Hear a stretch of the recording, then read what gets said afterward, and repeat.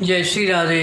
आनंद आशुलिपि पत्र का अंक 33, प्रतिलेखन संख्या 34, गति 140, शब्द प्रति मिनट, कुल शब्द 500।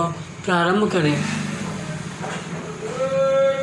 महोदय, विज्ञान एक रोमांचकारी विषय है। कोई नहीं जानता कि उसकी शुरुआत कहाँ से होती है और अंत क्या है, अर्थात क्या चीज़ है जो विज्ञान के क्षेत्र में आती है और क्या है जो उससे बाहर है। हमें अपने लोगों को यही बताना है कि विज्ञान का प्रवेश हमारे राष्ट्रीय और अंतर्राष्ट्रीय जीवन के प्रत्येक अंग में है। एक समय था जब लोग उतने पर ही विश्वास करते थे जिसको देखा या छुआ जा सकता था, लेकिन क्रमशः हमें पता चला हम जितने की खोज करते हैं उससे कहीं ज़्यादा की खोज संभावित रहती है। और जैसे जैसे हम नई खोज करते जाते हैं हमारी जानकारी का क्षेत्र बढ़ता जाता है। और अगर मनुष्य के जीवन को सार्थक बनाना है तो उसे निरंतर खोज के उत्साह को बनाए रखना होगा।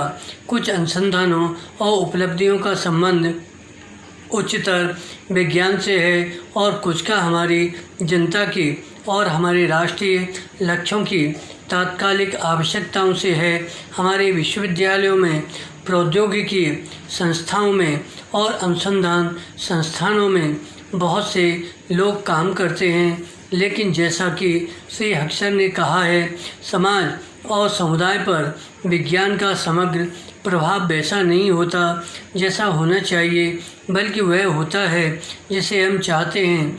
इसका कारण कुछ सीमा तो अतीत के साथ हमारा संपर्क है, जिसे हम प्रायः सीमित और संकीर्ण अर्थों में लेते हैं। लेकिन एक कारण यह भी है कि हमारे कुछ वैज्ञानिक जनता की तात्कालिक आवश्यकताओं के लिए काम करने की बजाय उन बातों पर ध्यान केंद्रित करते हैं जिन्हें मैं फैशनेबल या प्रतिष्ठामूलक कहना चाहूँगी। मैं ऐसे अनुसंधान के विरुद्ध नहीं हूँ, क्योंकि मैं जानती हूँ कि प्रायः उसी में से तात्कालिक समस्याओं के समाधान भी निकल आते हैं। ठीक वैसे ही जैसे तात्कालिक विषयों का हल निकालने के क्रम में वैज्ञानिकों को प्रायः महत्तर सत्यों और आविष्कारों का पता चलता रहा है, फिर भी हमें अपने विश्वविद्यालयों को दिशा दिखानी है। विशेष रूप से उन्हें ये बताना है वे उन चीज़ों की ओर और अधिक ध्यान दें जिनसे हमारी बहुसंख्यक जनता की स्थिति बेहतर बन सके।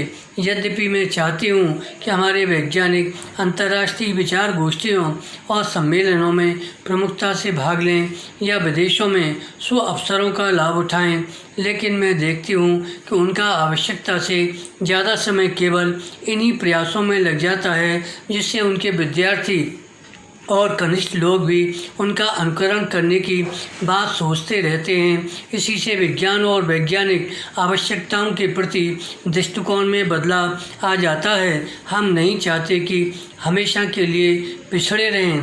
हम विज्ञान के अल्पज्ञात क्षेत्रों जैसे परमाणु ऊर्जा, इलेक्ट्रॉनिकी आदि के बारे में अनुसंधान को महत्व देते हैं, लेकिन हमें उतनी ही दिलचस्पी सामान्य व्यक्ति के दैनिक जीवन को बेहतर बनाने वाले विकास और अनुसंधान में भी दिखानी चाहिए।